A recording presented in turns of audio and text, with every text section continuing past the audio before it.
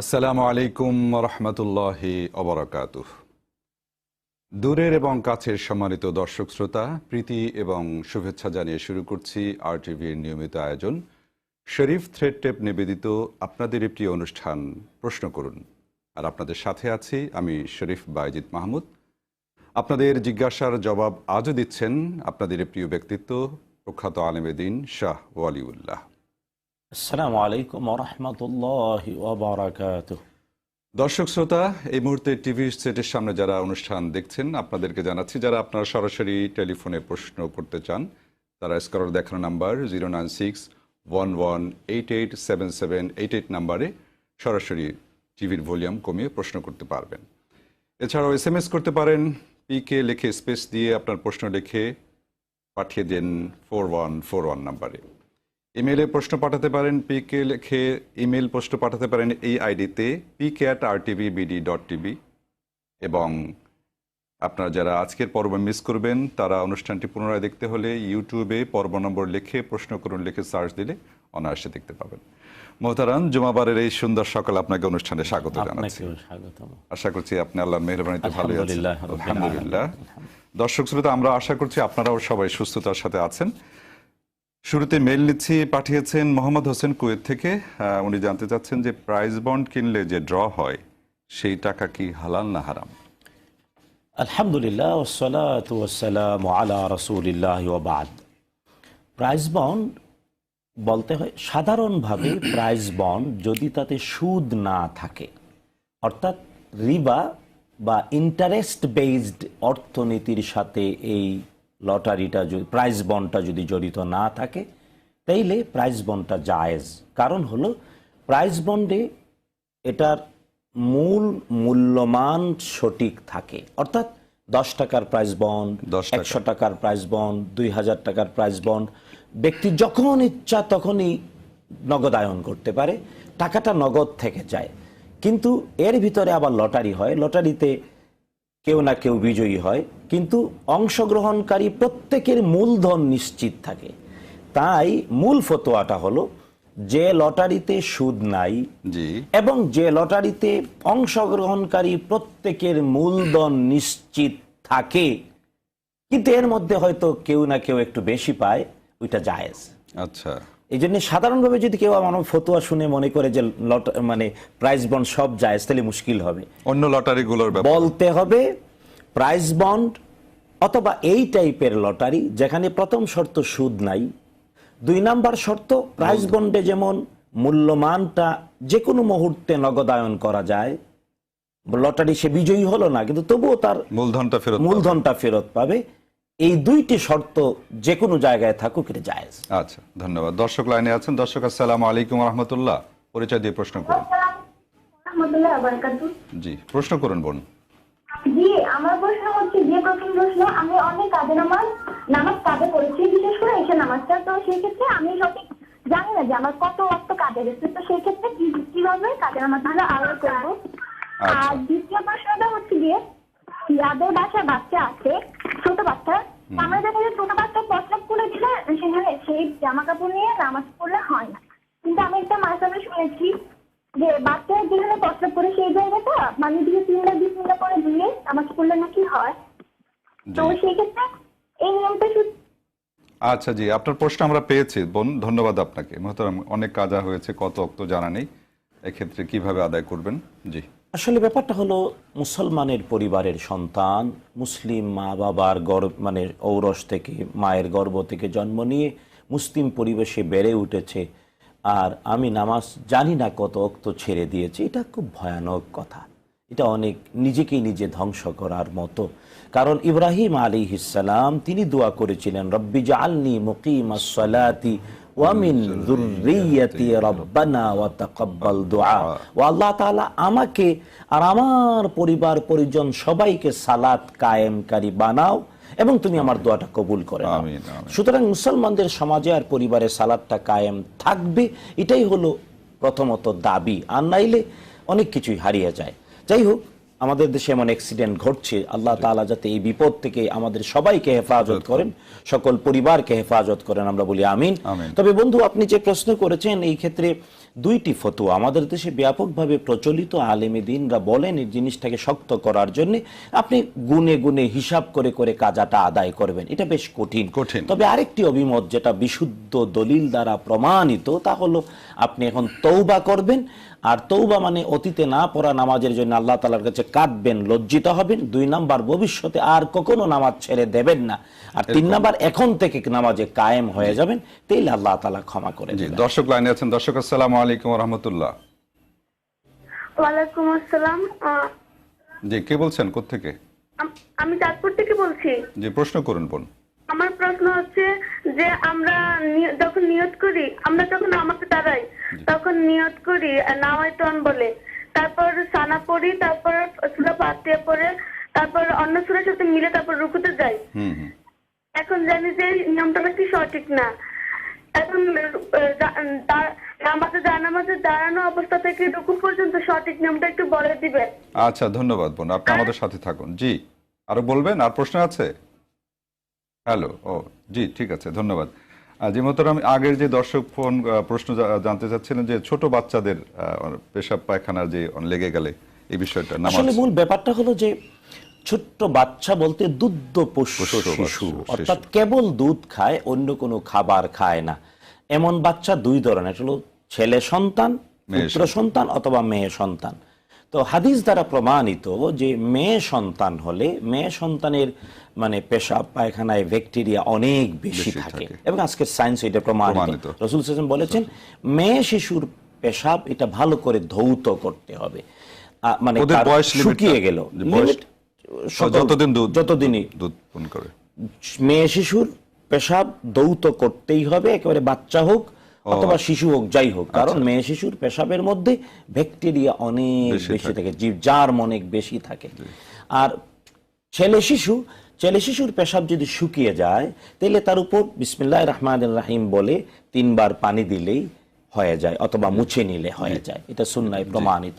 তবে সর্বাবস্থায় উত্তম হলো ছেলে মেয়ের পেশাব যেখানেই লাগে, এটা সক্ষমতা থাকলে, পানির সুযোগ থাকলে ভালো করে ধুয়ে পরিষ্কার করে। জি, ধন্যবাদ।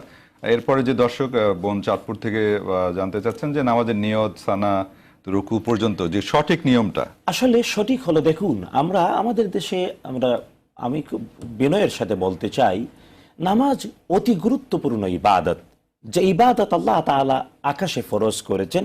জিবরিল আলাইহিস সালাম হাতে কলমে রাসূল সাল্লাল্লাহু আলাইহি ওয়াসাল্লামকে শিক্ষা দিয়েছেন, আর রাসূল সাল্লাল্লাহু আলাইহি ওয়াসাল্লাম জিবরিল আলাইহিস সালামের কাছ থেকে শিখে মিম্বরের উপরে দাঁড়িয়ে নামাজ পড়ে বলেছেন, আমার মতো নামাজ পড়ো। এই নামাজটা আমরা একেবারে গ্রামে গঞ্জে মক্তবে বাচ্চাকালে শিখেছি, আর মক্তবে আমাদের তাদের প্রতি 100% সম্মান রেখে বলছি, তারা যতটুকু জানতেন ততটুকু শিখিয়েছেন, যে কারণে আমাদের ওই মক্তবের শিক্ষায় কিছুটা গলত আছে, গ্যাপ আছে।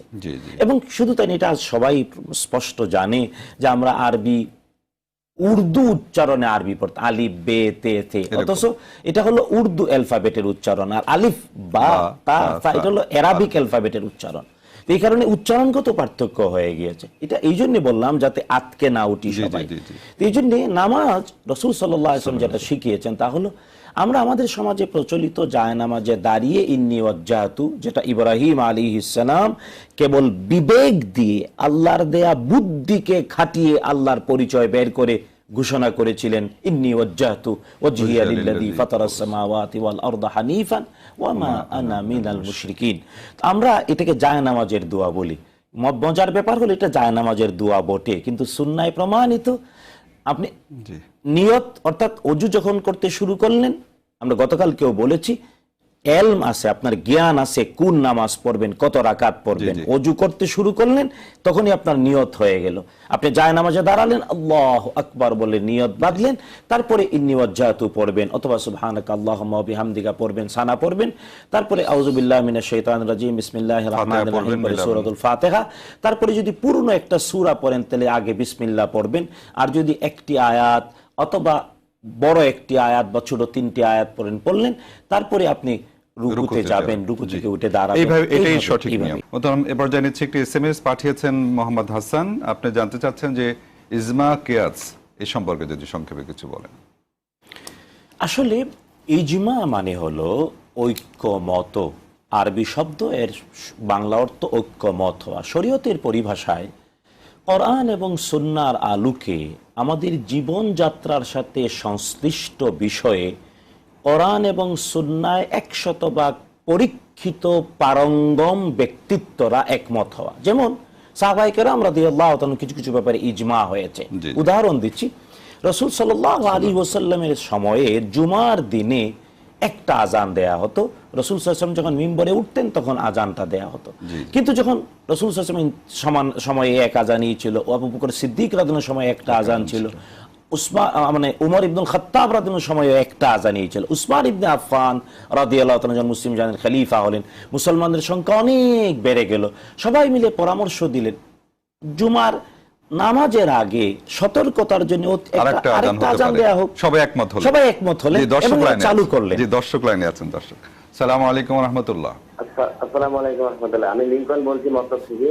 জি জি, প্রশ্ন করুন ভাইয়া। যে আমরা যে আপনাদের এই যে ফরজ নামাজের পর যে সবাই মিলে যে সম্মিলিত মোনাজাতে নেই, জি এটা কি নবীজি কোনো সময় নিয়েছেন কিনা, এটা কি জায়েজ কিনা? আচ্ছা, ধন্যবাদ ভাইয়া। জি, ধন্যবাদ। এই মহতারাম, এই বিষয়টি আপনি যেটা বলছিলেন, ইজমা তো উদাহরণ হলো ইজমা। কিয়াস যদি কিয়াসটাও দেখুন, এটাও একটা কিয়াসের উদাহরণ। কারণ আল্লাহ তাআলা আজানকে নামাজে ডাকার জন্যই আজানের সূচনা, এবং রাসূল মদিনায় হিজরত করার 17 মাস পরে প্রায় 40 জন সাহাবী স্বপ্নে দেখলেন। সর্বোচ্চ 40 জন সাহাবী একই রাতে একই ধরনের স্বপ্ন দেখলেন। কারণ এর আগের দিন কয়েকদিন কন্টিনিউ সাহাবায়ে কেরামকে নিয়ে রাসূল পরামর্শ করলেন নামাজের জন্য কিভাবে ডাকা যায়। কেউ বললেন সিংগায় ফুৎকার দেয়া হোক, কেউ বললেন ধোয়া দেয়া হোক, কেউ বলেন আগুন জ্বালানো হোক, কেউ বলেন ঢুল বাজানো হোক। কিন্তু ওই দিন মানে সিদ্ধান্ত ছাড়া বৈঠক শেষ হলো। তারপরে যদিও বেলাল ইবনে রাবাহ রাদিয়াল্লাহু তাআলা তিনি প্রথম গিয়ে রাসূলকে বলেন, আমি স্বপ্নে দেখেছি 2 জন আগন্তুক এসে আমাকে বলছে আজানের জন্য এভাবে ডাকো।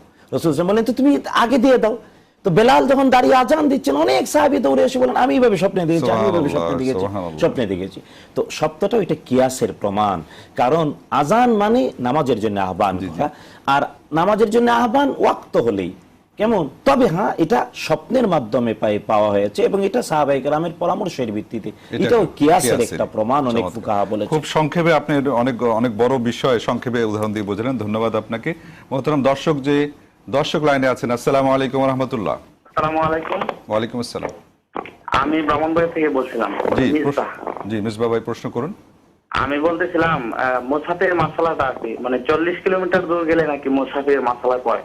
কারণ আমাদের জেলার ভিতরে যে কোনো একটা প্রান্তে যদি যাই, তাহলে কি মুসাফির মাসালা পড়বে? আর মুসাফির মাসালার মধ্যে নামাজের যে নিয়ম কানুন, এটা একটু। জি জি, ধন্যবাদ। আপনার প্রশ্ন পেয়েছে, আমাদের সাথে থাকুন। দর্শক, এর আগে প্রশ্ন করেছিলেন যে ফরজ নামাজের পরে যে ইস্তেমাই মোনাজাত, এটা যদি সংক্ষেপে। মূল ব্যাপারটা হলো যে রাসূল সাল্লাল্লাহু আলাইহি ওয়াসাল্লাম ফরজ নামাজের পরে নিজে নিজে মোনাজাত করেছেন। মোনাজাত মানে হলো চুপি চুপি বলা। রাসূল সাল্লাল্লাহু আলাইহি ওয়াসাল্লাম নিজে নিজে এমন দোয়া করেছেন 15 মিনিটের উপরে সময় লাগে। প্রত্যেক মুসল্লির উচিত রাসূল সাল্লাল্লাহু আলাইহি ওয়াসাল্লাম যা যা করেছেন তা করা। কিন্তু দুর্ভাগ্য, আমরা এই জিনিসগুলো শিখি না, জানি না, বোঝার চেষ্টা করি না। বলি, ইমাম সাহেব আপনি বলেন, আমরা আমিন আমিন করে দিলাম। আর ইমাম সাহেব এটা শিখানো উচিত সকল মুসল্লিদেরকে।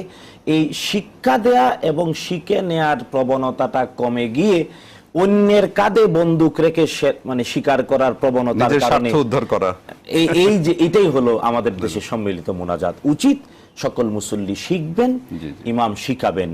অবশ্যই জেনে রাখতে হবে এই নামাজের পরে মোনাজাতটা নামাজের অংশ নয়। তবে হ্যাঁ, অনেক লোকজন মাঝে মাঝে ইমাম সাহেবের কাছে দোয়া চায়, দোয়া করতেই পারে ইমাম সাহেব সবাইকে নিয়ে। তবে হ্যাঁ, অন্তত অবশ্যই সালাম ফিরানোর পরে ডানে বামে সালাম ফিরে একবার আল্লাহু আকবার, 3 বার আস্তাগফিরুল্লাহ আস্তাগফিরুল্লাহ আস্তাগফিরুল্লাহ, তারপর আল্লাহুম্মা আনতাস সালাম ওয়া মিনকাস সালাম, এই দোয়াগুলো পড়ার পরে। দর্শক লাইনে আছেন। আসসালামু আলাইকুম ওয়া রাহমাতুল্লাহ। হ্যালো। আসসালামু আলাইকুম। ওয়া আলাইকুম আসসালাম। বোন, কে বলছেন, কোথা থেকে? প্রশ্ন করুন। জি, আমি সাভার থেকে বলছি, শারমিন। জি, প্রশ্ন করুন বোন। হ্যাঁ, আমার প্রশ্ন হচ্ছে যে কবরে যদি লাশ রাখা হয়, সেই কবরে মানে কিভাবে রাখবে? শরীরটা কি কাত করে রাখবে, নাকি হচ্ছে আপনার পুরো শরীর সোজা হয়ে রেখে পশ্চিম দিকে মুখটা রাখবে? আচ্ছা, ধন্যবাদ। আপনার প্রশ্ন আমরা পেয়েছি, আমাদের সাথে থাকুন। মোহতারাম, এর আগে একজন দর্শক প্রশ্ন করেছিলেন ব্রাহ্মণবাড়িয়া থেকে মুসাফির অবস্থায় নামাজের নিয়ম সম্পর্কে 40 কিলো ইত্যাদি বিষয়। আসলে ব্যাপার হলো সংক্ষেপে। 40 কিলো না, মানে 40 মাইল। 48 মাইল। আমাদের দেশে ব্যাপকভাবে এটা প্রচলিত 48 মাইল। যদিও আমরা বাংলাদেশে এখন কিলোমিটারে চলে আসছি, এখনো লন্ডনে ইউনাইটেড কিংডমের রাস্তার মধ্যে মাইলস্টোনে মাইল লেখা। আচ্ছা। আমি নিজের চোখে দেখে আসলাম এখনো জি জি জি। ইউনাইটেড কিংডমে ওরা কিলোমিটার লিখে না, এখনো মাইল লিখে। তো আমরা কিলোমিটারে চলে আসছি, সেটা ভিন্ন বিষয়। ভিন্ন আমরা বিষয়। জি। তবে মূলত হলো ফতোয়াটা আমাদের দেশে প্রচলিত 48 মাইল, অর্থাৎ 3 দিনের সফরের দূরত্ব। সেই 1400 বছর আগে কঠিন মরুর প্রান্তরে একদিনে 12 মাইলের বেশি চলা যেত না, তাই 3 বারং 48 মাইল। এটাকে আবার কিলোমিটারে ট্রান্সফার করলে প্রায় 70, 71, 72 কিলোমিটার হয়। তবে এটা যেমন প্রচলিত, বিশুদ্ধ সুন্নায় এটাও রয়েছে। রাসূল সাল্লাল্লাহু আলাইহি ওয়াসাল্লাম নিজের ঘর থেকে মাত্র 3 কিলোমিটার দূরত্বে গেলেন, নিজেকে মুসাফির হিসেবে ট্রিট করে কসরের নামাজ পড়লেন। এটাও সহিহ সুন্নায় প্রমাণ রয়েছে। তো ব্যাপার হলো দূরত্ব যখন টার্গেট হবে আপনার 40 মাইলের দূরত্ব টার্গেট করে, অথবা ঠিক রাসূল সাল্লাল্লাহু আলাইহি ওয়াসাল্লামের সুন্নায় প্রমাণিত আপনি এতটুকু দূরত্বে গেলেন, তখন আপনি নিজের মহল্লা থেকে যখন বের হলেন, মহল্লা মানে নিজের ঘরের চতুষ্পার্শ্বে 40টা ঘর, এই মহল্লা থেকে বের হওয়ার সাথে সাথে আপনি মুসাফির, যতক্ষণ না আবার ফিরে না আসেন। জি মোহতারাম, একদম সংক্ষেপে শারমিন যেটা জানতে চাচ্ছেন, লাশ কিভাবে রাখা হবে? 1 মিনিট। আচ্ছা, মুসাফিরের নামাজটা কসর প্রতি 4 রাকাত, 4 ওয়াক্তকে 2 রাকাত করে পড়বে, আর সুন্নতটা না পড়া সুন্নত। আর কবরে লাশ রাখতে গিয়ে এটা সুন্নায় প্রমাণিত কিবলার দিকে কাত করে রাখা, এবং বিশেষ করে পারলে মাথার নিচে একটু ইটের মতো দিয়ে, যাতে মাথাটা কিবলার মুখী হয়ে থাকে। হ্যাঁ, আর যদি পুরা বডিটাকেও কেউ একটু কিবলার মুখী করে দিতে চায়, এতে নিষেধ নাই। আবার এটা করে দিতেই হবে এমনটা বাধ্যতামূলক। শোয়ানোর ক্ষেত্রে কবরে নামাতে গিয়ে প্রথম পায়ের দিকটা নামানো হলো সুন্নাহ, অথবা যেটা সহজ এটা নামাবে, নামায়া তারপরে পারলে টোটাল দেহটা কিবলার দিকে কাত করে দেবে, হালকা কাত করে, এবং মাথার নিচে একটু ইটের মতো উঁচু করে দিয়ে কিবলামুখী। আর এটা যদি পুরা দেহ না পারে, অন্তত মাথাটা অবশ্যই যাতে কিবলামুখী হয়, এটাই হলো কবরে রাখার নিয়ম। আল্লাহ রাব্বুল আলামিন আমাদের সবাইকে আজকের আলোচনার আলোকে আমল করার তৌফিক দান করুন। মোহতারাম, আপনাকে অসংখ্য ধন্যবাদ। জাযাকুমুল্লাহু খাইরান। দর্শক, এতক্ষণ আপনাদের প্রশ্ন, ইমেইল, SMS এর মাধ্যমে আমরা চেষ্টা করেছি কোরআন এবং হাদিসের আলোকে নতুন কিছু এবং কিছু জানা বিষয় নতুন করে জানানোর চেষ্টা করেছি কোরআন এবং হাদিসের আলোকে। মহান আল্লাহ রাব্বুল আলামিনের কাছে আমরা সবাই মোনাজাত করি, তিনি যেন আমাদেরকে আজকের এই জানাগুলো বাস্তব জীবনে মানার তৌফিক দান করেন। আগামী সপ্তাহে বৃহস্পতিবার বিকেল 5টায় আমরা দুজন আবারও ইনশাআল্লাহ হাজির হব। সেই প্রত্যাশায় আপনারা যে যেখানে আছেন সবাই ভালো থাকুন, সুস্থ থাকুন, থাকুন নিরাপদে। আসসালামু আলাইকুম ওয়া রাহমাতুল্লাহি ওয়া বারাকাতুহু।